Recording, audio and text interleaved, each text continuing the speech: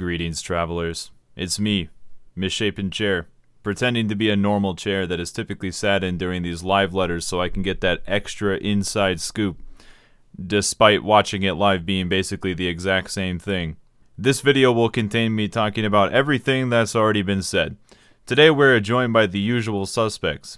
Amy-san is doing live translations between Japanese and English, and the insane Final Fantasy XIV terminology in which job actions do not translate one-to-one.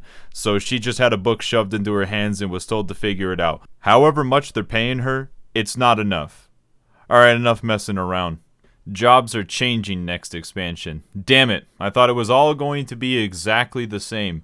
I remember Job back in expansion. It was so much better back when I personally invested the most time into this game. There are no coincidences. They are going to be building upon version 5.0. In other words, no major system overhauls, and 3.0 is never coming back. Recast timers for most burst windows are going to be lining up on either 1 or 2 minutes, which makes enough sense because there's only a few outliers remaining right now. Ley lines is still going to be one of those outliers, but I and no one else is complaining about that. So Inner Release and Delirium have 60-second cooldowns that let you spam press that other button 3 times instead of 5, which we are told means you are still getting the same number of casts overall. Actually, hang on, let me think about that. So, if I have the ratios correct, that means that currently you get to press Fell Cleave 10 times every 3 minutes, and this new skill lets you press Fell Cleave 9 times every 3 minutes? Yeah, there's probably something else that gives you more Fell Cleaves beyond what was initially stated. Hold on a second, now that I think about it some more, that also means that Brotherhood is going to have to change. Man, right when I had just achieved enlightenment, the developers had to step in. I'll go ahead and take responsibility for that one. I should have kept my mouth shut. At least we still have Mantra. Alright, hit me with that job action trailer. I swear to God, every time there's a trailer like this, I start to think that the entire audience of this game lacks object permanence. As we all know, if it wasn't directly shown in this showcase that has a very limited runtime to show the most important changes for the next expansions and still managed to be 20 minutes long, that skill definitely doesn't exist anymore. Oh shit, they're adding Dragoon into the game? Yeah, I didn't know about that. They didn't mention that anywhere. Onslaught on Warrior no longer costs meter. I did in fact see that coming. They actually gave Vermage a button after Scorch. I was joking about that. But having actual AoE finishers and another mitigation tool is going to be pretty fucking sick though. Oh yes. Scholar is just as fucking anti-synergistic and clunky as always. Let me go change my pants really quick. My bet's on it's going to be the best healer and nobody wants to play it. Dark Knight no longer has to macro Salted Earth. Okay. Dancer is no longer going to have to go into melee range and single target, and you can actually use Flourish on all stacks and AoE. Yeah, that seems pretty alright. Oh, fuck yeah. Machinist is getting a shotgun. Ooh, that's all I needed to see. The real Doomslayer has arrived. Gunbreaker. 3 bullets. A skill that costs 2 bullets. And more weaves? Man, shit, Yoshida, you sure you didn't design this one just for me? Oh, you made Gnashing Fang all one button. Damn it. Bard has something going on.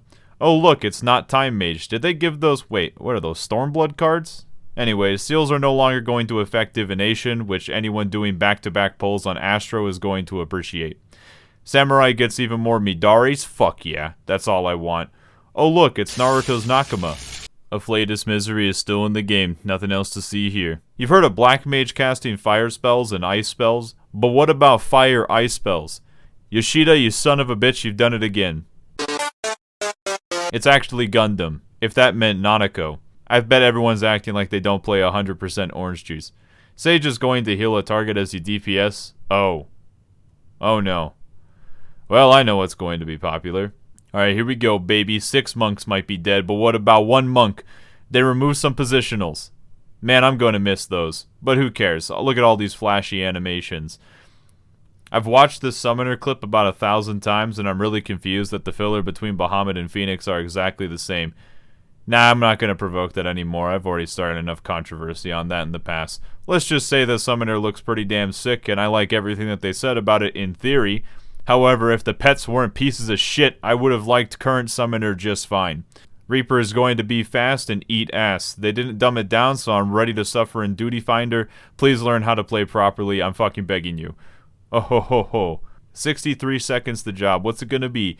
Oh, nice. They updated my least favorite animation. Ah, yes, the spellcasting. Oh. Now that's a nice Felcleave window if I've ever seen one. And people wonder why I play with all animations on. Gotta witness all the hard work the animators put in. Alright, we're also going to have to talk about some generic changes. Did you know that there were 2 completely different formulas to calculate physical and magical damage? I swear to God, this game is constantly haunted by the memory of version 1.0. So there's going to be a parity change in the next version of Minecraft. There's also going to be a parity change in this game too.